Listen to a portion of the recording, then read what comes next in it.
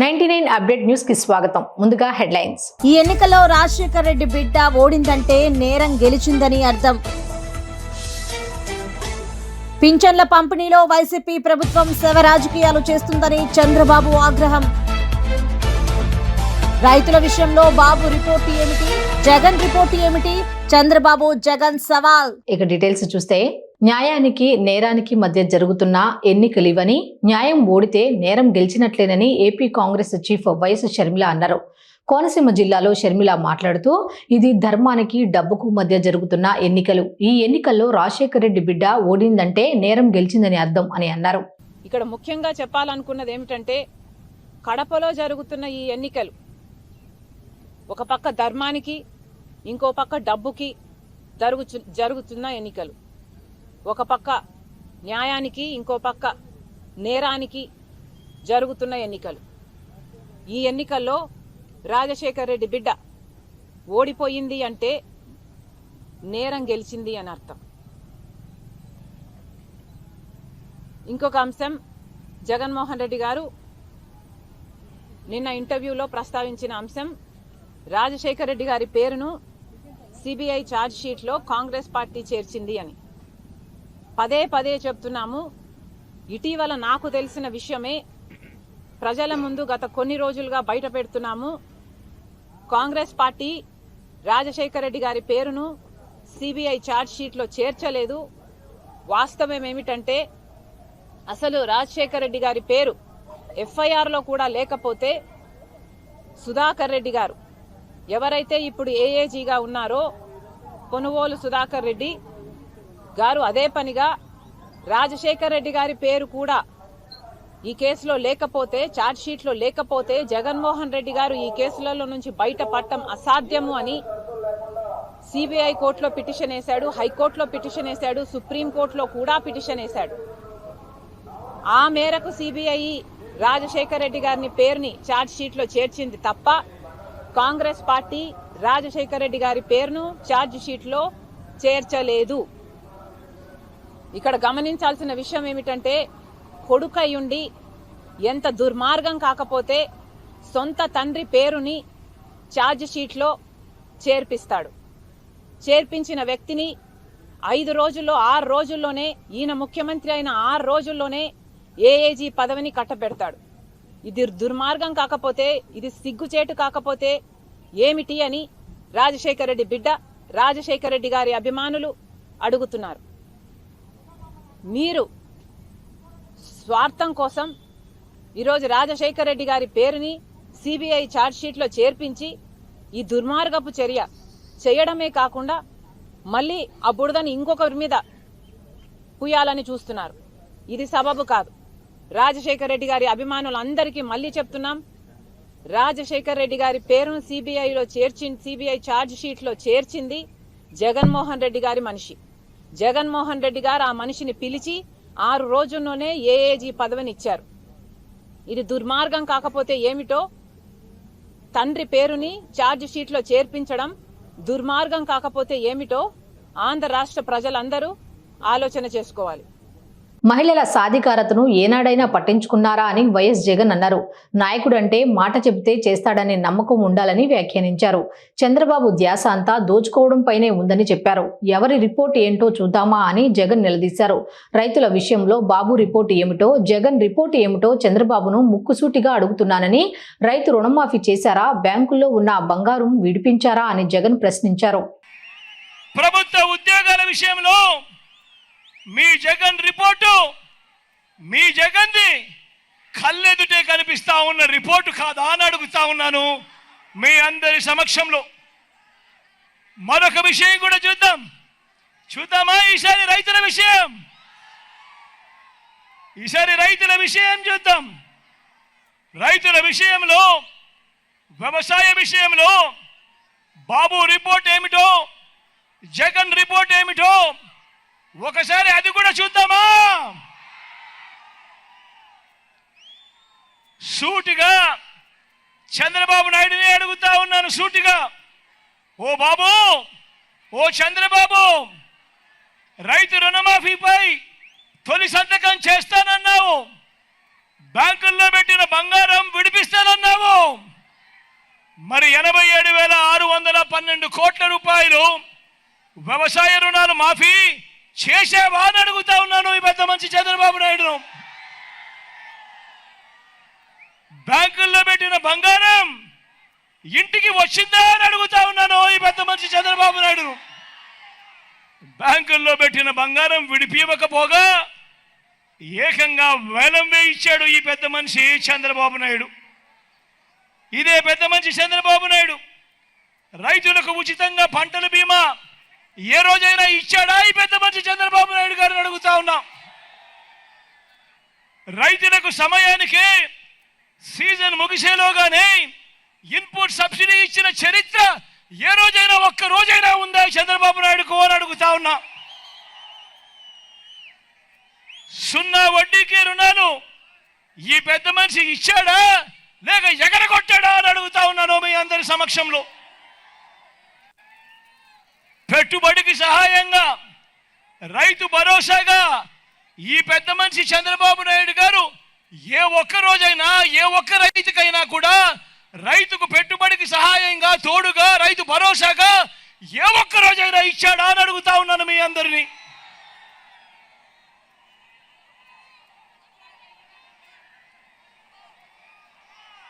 వ్యవసాయం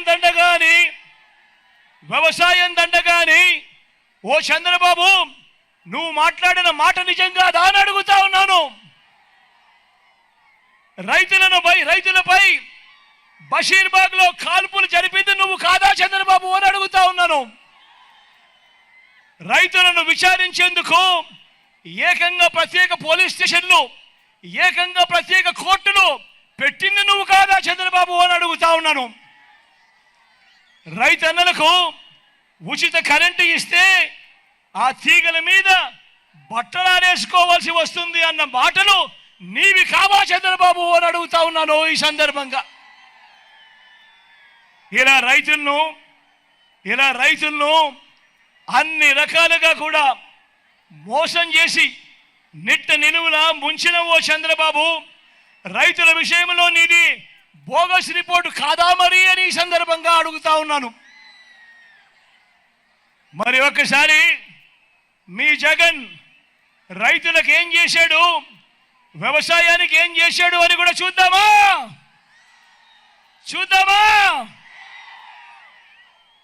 పెట్టుబడికి సహాయంగా గతంలో ఎప్పుడూ జరగనట్టుగా ఓ రైతు భరోసా ఇచ్చినది ఈ 58 నెలల కాలంలోనే మీ బిడ్డ కాదా అని అడుగుతా ఉన్నాను.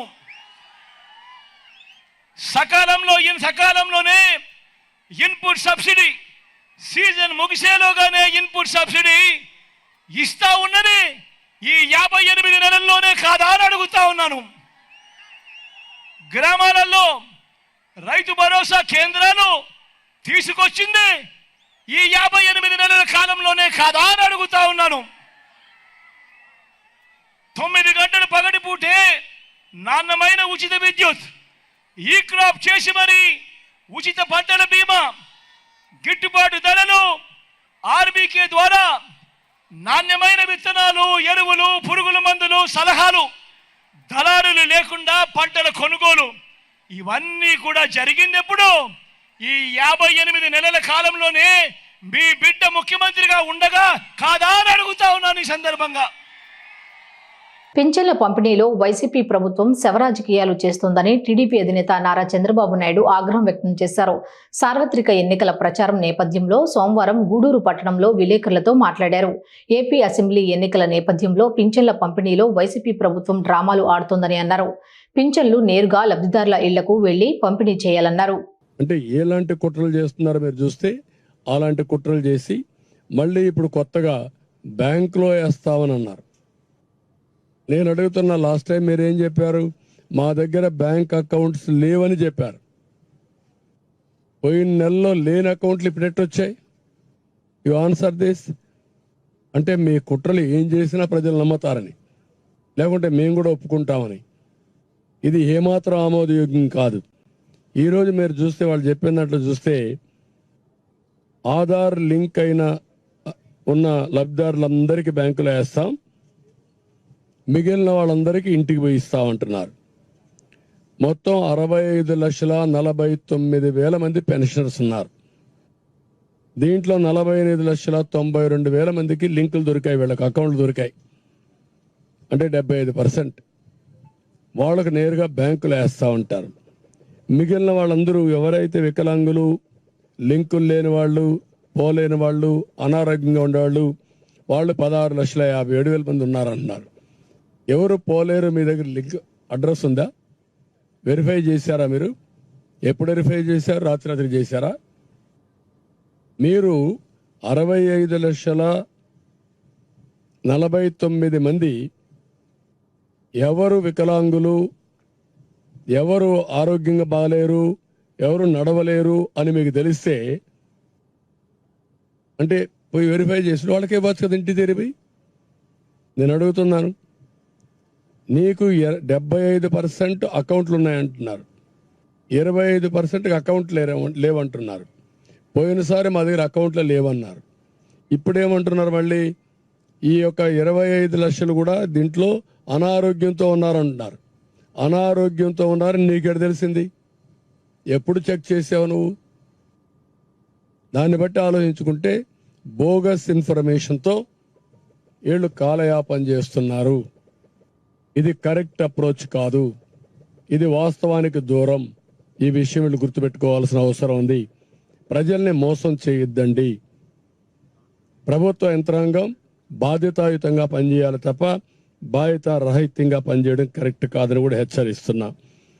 ఇవన్నీ చూసినప్పుడు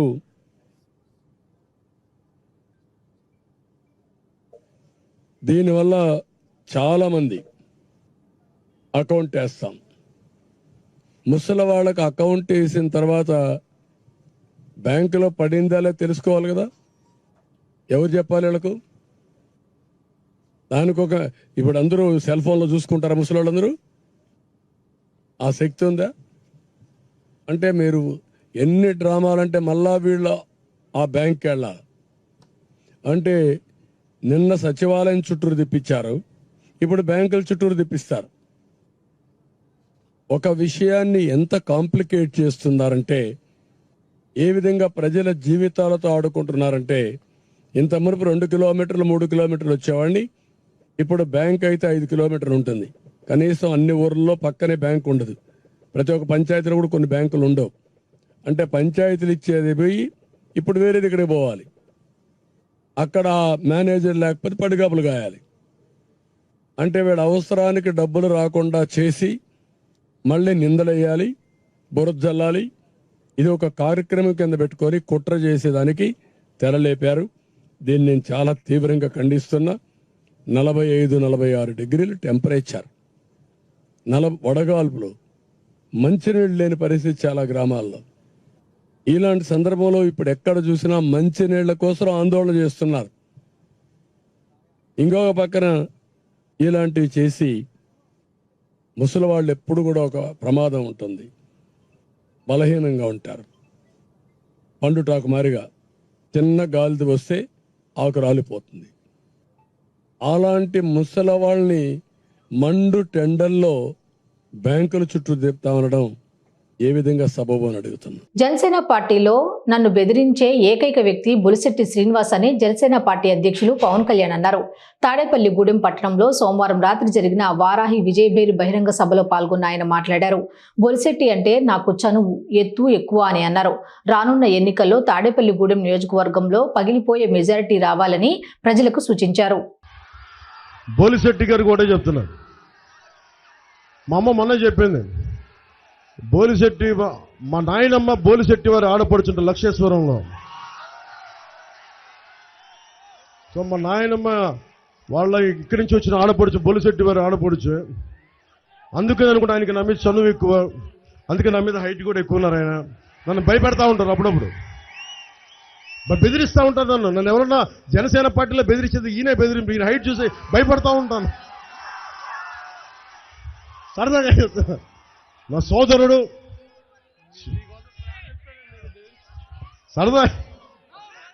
నేను మీ అందరికీ నిలబడే వ్యక్తిని. మామూలు మెజారిటీ కాదు, పగిలిపోయే మెజారిటీ, బద్దలైపోయే మెజారిటీ.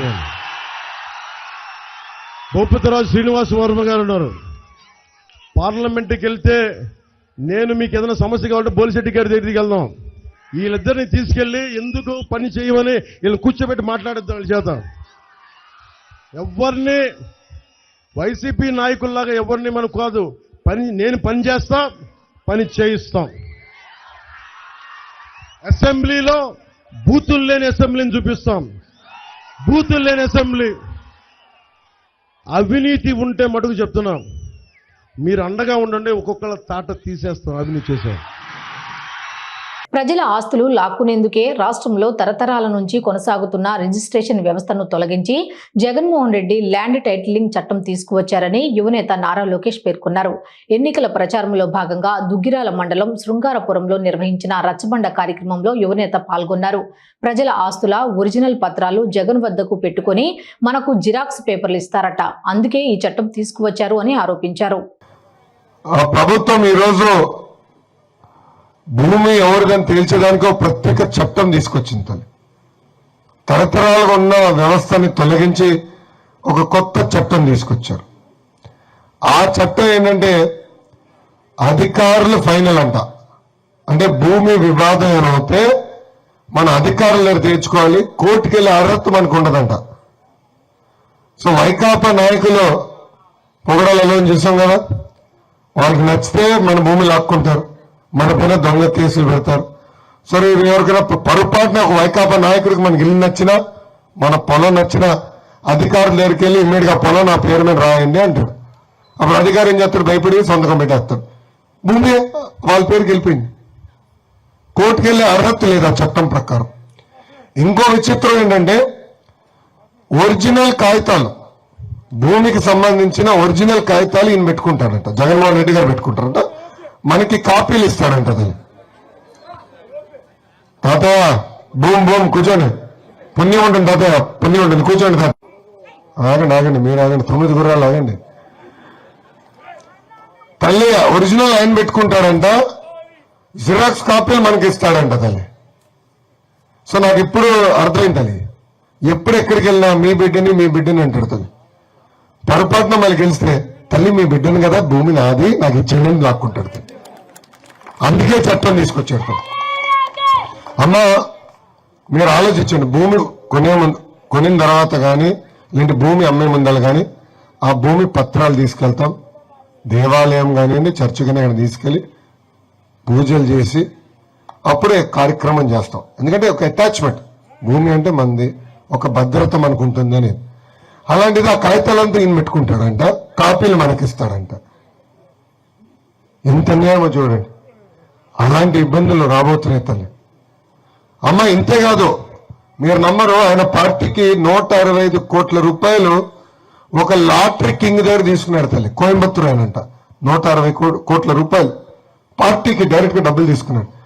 ఎందుకంటే ఈసారి పొరపాటున అధికారులకు వస్తే లాటరీ కూడా పెడతాడంట తను. అంటే క్వార్టర్ బాటిల్తో చంపింది చాలు, ఇసుక తొప్పింది చాలు, ఇప్పుడు లాటరీ కూడా పెడతాడంట తను. అదే ఇది చాలా అన్యాయం. దయచేసి అన్ని గుర్తుపెట్టుకోవాలని సభాముఖంగా ప్రజలందరూ నేను కోరుతున్నా. కాలేజెస్ నుంచి లేట్ గా వచ్చినా సరే చాలా ఇబ్బంది పడుతున్నారు. అంటే అసలు చాలా భయం వేస్తుంది. రోడ్ నుంచి రావాలన్నా ఒక స్ట్రీట్ లైట్ కూడా లేదు. మాకు స్ట్రీట్ లైట్ అండ్ బ్రిడ్జ్ కూడా కన్స్ట్రక్షన్ కొంచెం. రేవందర్పాడు బ్రిడ్జ్ గురించమ్మా, మా ఊరు బ్రిడ్జ్ ఊరు బ్రిడ్జ్ గురించి చెప్పారు ఉంది బ్రిడ్జ్ దగ్గర. అది will take care of it. ఊరంతా వేది దీపాల బ్రిడ్జ్ వరకు వేయించే బాధ్యత నేను తీసుకుంటానమ్మా. ఇక్కడ నుంచి పట్నం వరకు మనం వేయలేం, అది అసాధ్యం. బట్ ఊరు వరకు బ్రిడ్జ్ వరకు లైటింగ్ ఏర్పాటు చేసే బాధ్యత నేను తీసుకుంటాను. ఓకేనమ్మా, థ్యాంక్ యూ. చెప్పండి. ఇప్పుడు మా ఊరు లాంటి ఊర్లో ట్రాన్స్పోర్టేషన్ చాలా problem because of roads. Provide చేస్తే మాకు చాలా హెల్ప్ఫుల్ గా ఉంటుంది. ఇది రాష్ట్ర వ్యాప్తంగా కూడా చేస్తే ఇంకా బాగుంటుందని నాకు అనుకుంటున్నాను. తప్పనిసరిగా తమ్ముడు, బామ్మ అదే నాకు చెప్పింది. నేను ఒకసారి అధికారులతో కూడా మాట్లాడతాను. అంటే మనకి ఎలాంటి బస్ చేస్తే బాగుంటుంది అంటే నేను కనుక్కుని దీనికి శాశ్వతమైన పరిష్కారం ఎత్తుకాలి. I find a solution. ఈసారి 6 నూరైనా కేంద్రంలోనే సంకీర్ణమేనని మాజీ సీఎం బీఆర్ఎస్ అధినేత కేసీఆర్ అన్నారు. బీజేపీకి 200 సీట్ల లోపే వస్తాయని పేర్కొన్నారు. తమ పార్టీకి తెలంగాణలో 12 సీట్లు గెలవబోతోందని స్పష్టం చేశారు. ఖమ్మంలో పోటీ చేస్తున్న నామా విజయాన్ని కాంక్షిస్తూ ఖమ్మం వచ్చిన కేసీఆర్ కు అపూర్వ స్వాగతం లభించింది. కాల్వ ఒడ్డు నుంచి అంబేద్కర్ సెంటర్ వరకు రోడ్ షోలో కేసీఆర్ ప్రజలకు అభివాదం చేస్తూ పాల్గొన్నారు.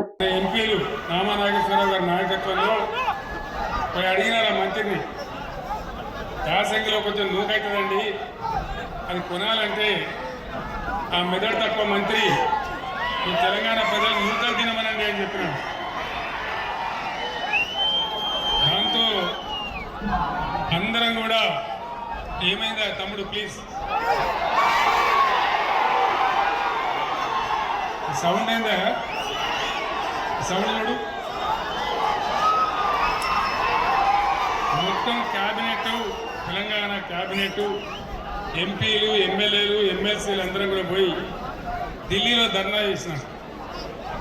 కానీ ఆ సందర్భంలో ఒక్క బీజేపీ ఎంపీ కానీ ఒక్క కాంగ్రెస్ ఎంపీ కానీ ఎవడు కనీసం నోరు కూడా తెగలేదు. తెలంగాణ ఓట్లు కావాలి కానీ తెలంగాణ రైతుల సమస్య వాళ్ళకు పట్టదు. మన వాళ్ళు 9 ఉంటే వాళ్ళు 7 ఉన్నారు, కానీ నోరు తెరవలే, కనీసం మాట్లాడలే. అది ఇంతకుముందు నామాగారు చెప్పినటువంటి మాట. మనకు బాధ ఉంది.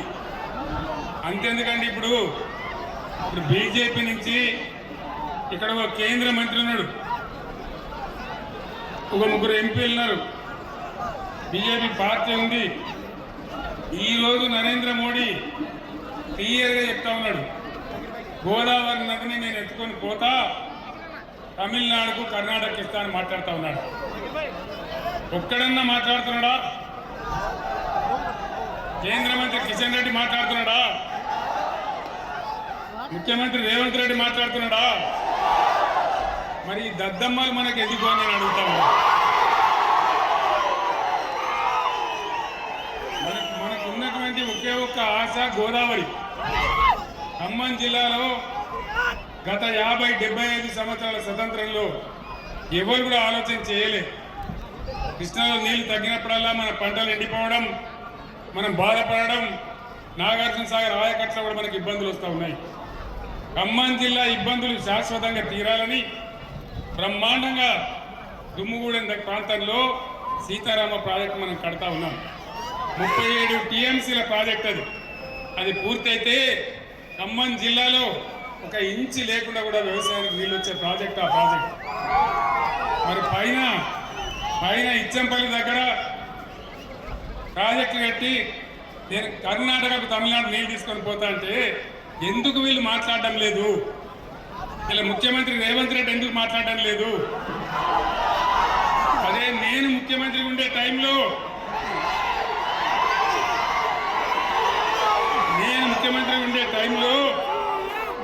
నరేంద్ర మోడీ గారు ఇదే ప్రతిపాదన తెచ్చిండు. నేను చెప్పిన ఎట్టి పరిస్థితులలో మా రాష్ట్రానికి వచ్చే నీళ్ళ లెక్క తేల్చేదాకా, మా వాటా మాకు అక్కడ పెట్టేదాకా నా తల తెగిపడ్డా సరే నేను ఒప్పుకోను అని చెప్పింది.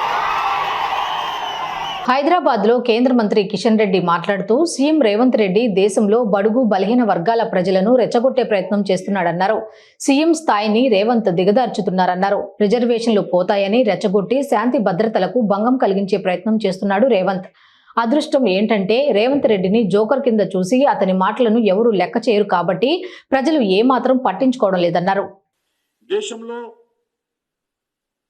బడుగు బలైన వర్గాల ప్రజల్లో ఒక ఉద్రిక్తలు రెచ్చగొట్టేటువంటి ప్రయత్నం, మీ యొక్క రిజర్వేషన్స్ పోతాయని రెచ్చగొట్టి శాంతి భద్రతలకు భంగం కలిగించేటువంటి ప్రయత్నం.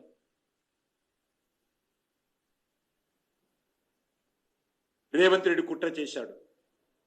కానీ అదృష్టవశాత్తు రేవంత్ రెడ్డి మాటలను ప్రజలు నమ్మరు కాబట్టి, చాలా ఈజీగా తీసేస్తున్నారు కాబట్టి, ఆయనను ఒక జోకర్ కింద చూస్తున్నారు కాబట్టి ఈరోజు ప్రజలు ఏమాత్రం పట్టించుకోవడం లేదు. ఎన్నికల ప్రచారంలో భాగంగా టీడీపీ జాతీయ ప్రధాన కార్యదర్శి నారా లోకేష్ భార్య నారా బ్రాహ్మిణి మంగళగిరి నియోజకవర్గంలో పర్యటించారు. మహిళలతో ముఖాముఖి నిర్వహించారు. నారా లోకేష్ మంగళగిరిలో గెలిస్తే చాలా అభివృద్ధి పనులు చేస్తారని తెలిపారు.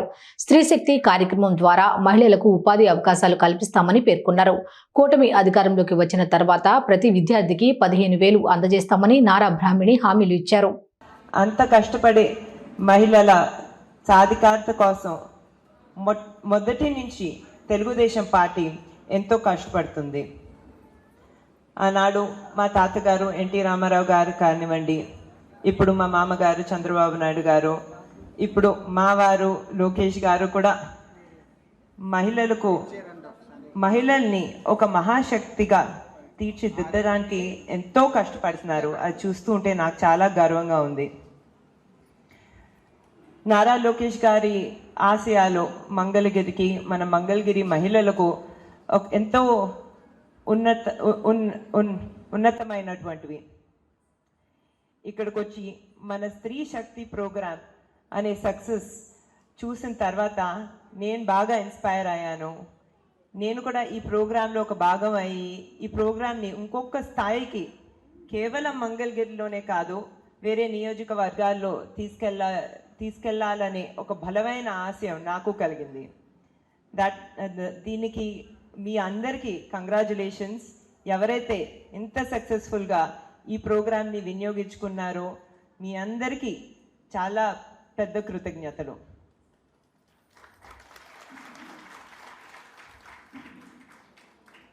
అదే కాకుండా ఇప్పుడు ఎన్టీ రామారావు గారి గురించి మాట్లాడాలంటే ఆయన మహిళలకి ఎంతో చేయటం జరిగింది. భారతదేశంలో మొట్టమొదటిసారి మహిళలకు ఆస్తుల్లో సమాన భాగం కల్పించింది ఎన్టీ రామారావు గారే. అదే కాకుండా భారతదేశంలో మొట్టమొదట మహిళా విశ్వవిద్యాలయ స్థాపించింది ఎన్టీ రామారావు గారే. అదే కాకుండా మహిళలు రాజకీయాల్లో కూడా చాలా పెద్ద భాగంగా ఉండాలని మహిళలకు 33% రిజర్వేషన్ అందించింది ఎన్టీ రామారావు గారే. అది మీ అందరికీ తెలిసింది. మహిళల మీద ఇంత ఫోకస్ పెట్టిన ఎన్టీ రామారావు గారి మార్గంలో నారా చంద్రబాబు నాయుడు గారు కూడా ఎంతో చేయటం జరిగింది. అది మీ అందరికీ తెలిసింది. డ్వాక్రా మహిళలు చాలామంది ఇక్కడ ఉన్నారు. ఈరోజు డ్వాక్రా సంఘాల్ని ఈ స్థాయిలో మొట్టమొదట ఏర్పాటు చేసింది నారా చంద్రబాబు నాయుడు గారే. ఆయన చేసిన సక్సెస్ వల్ల ఇప్పుడు భారతదేశంలో డ్వాక్రా అనే మోడల్ చాలా సక్సెస్ అయింది. అదే కాకుండా ఎన్నో లక్షలాది మంది మీద పాజిటివ్ సక్సెస్ ఇంపాక్ట్ అయ్యేలాగా దీపం పథకం ద్వారా కూడా ఫ్రీ గ్యాస్ కనెక్షన్ అందించింది నారా చంద్రబాబు నాయుడు గారే. యువతులకి ప్రత్యేకంగా మంచి ఆపర్చునిటీస్ దొరకాలని మెడికల్ కాలేజెస్లో, ఇంజనీరింగ్ కాలేజెస్లో, వేరే ప్రొఫెషనల్ కాలేజెస్లో మహిళలకి ప్రత్యేకంగా భారతదేశంలో మొదటిసారి రిజర్వేషన్స్ అందించింది నారా చంద్రబాబు నాయుడు గారు. ఈరోజు మనం చూస్తున్నాం, నా వయసు గల చాలామంది మహిళలు డాక్టర్స్ అయ్యి సక్సెస్ఫుల్గా ఇంజనీర్స్ అయ్యి వాళ్ళ కాళ్ళ మీద నిలబడగలుగుతున్నారంటే నారా చంద్రబాబు నాయుడు గారు మహిళలకి ఇచ్చిన ఈ రిజర్వేషన్ వల్ల. అదే కాకుండా నారా లోకేష్ గారి గురించి నేను ఎక్కువ మాట్లాడదలుచుకోవట్లేను, ఎందుకంటే మీరందరూ చూశారు. ఆయన మన మంగళగిరిలో స్త్రీ శక్తి ప్రోగ్రాం ద్వారా ఎంతో మంది మహిళలు వాళ్ళ కాళ్ళ మీద నిలబడేటట్టు చూస్తున్నారు. ఇప్పుడు నారా లోకేష్ గారు గురించి మాట్లాడాలంటే ఆయన కమిట్మెంట్ కేవలం మాటల కమిట్మెంట్ కాదండి, ఆయన ఎప్పుడు చేసి చూపిస్తారు. ఎన్నో సంవత్సరాల నుంచి మహిళా సాధికారత అనేది ఆయనకి చాలా ఇంపార్టెంట్ అనేది. దానికి ఒక ఉదాహరణ నేనే. నాకు పెళ్ళైనప్పుడు నా వయసు చాలా చిన్న వయసు అండి, నేను 19 సంవత్సరాలే. అయినా నేను నా కళలో విజయం సాధించానని ఆయన ఎప్పుడు నన్ను ఎంకరేజ్ చేసేవారు. నేను పై చదువులు చదవటానికి అమెరికాకి వెళ్ళటానికి ఎంతో ఎంకరేజ్ చేశారు. ఒకసారి కాదు 2 సార్లు వెళ్ళాను పెళ్ళైన తర్వాత నేను అమెరికాకి పై చదువుల కోసం. అదే కాకుండా బయటకు వెళ్ళి వేరే కంపెనీల్లో వేరే పరిశ్రమల్లో పని చేయాలన్నా కూడా ఆ ఎక్స్పోజర్ కోసం కూడా చాలా సపోర్ట్ చేశారు. ఈరోజు నేను హెరిటేజ్ ఫుడ్స్ ఎగ్జిక్యూటివ్ డైరెక్టర్గా కంపెనీ నడుపుకెళ్తున్నానంటే అదే కాకుండా ఎన్టీఆర్ ట్రస్ట్ ద్వారా మన ఇండో అమెరికన్ క్యాన్సర్ హాస్పిటల్ ద్వారా సేవా కార్యక్రమాలు చేయగలుగుతున్నానంటే అది కేవలం నారా లోకేష్ గారి సపోర్ట్ వల్లనే. వార్తలు ముగించే ముందు హెడ్లైన్స్ మరోసారి. ఈ ఎన్నికల్లో రాజశేఖర్ రెడ్డి బిడ్డ ఓడిందంటే నేరం గెలిచిందని అర్థం. పింఛన్ల పంపిణీలో వైసీపీ ప్రభుత్వం శవ రాజకీయాలు చేస్తుందని చంద్రబాబు ఆగ్రహం. రైతుల విషయంలో బాబు రిపోర్టు ఏమిటి, జగన్ రిపోర్టు ఏమిటి, చంద్రబాబు జగన్ సవాల్. 99 అప్డేట్ న్యూస్ ఇంతటితో సమాప్తం. తిరిగి రేపటి బులెటిన్లో మళ్ళీ కలుద్దాం. అంతవరకు సెలవు. నమస్కారం.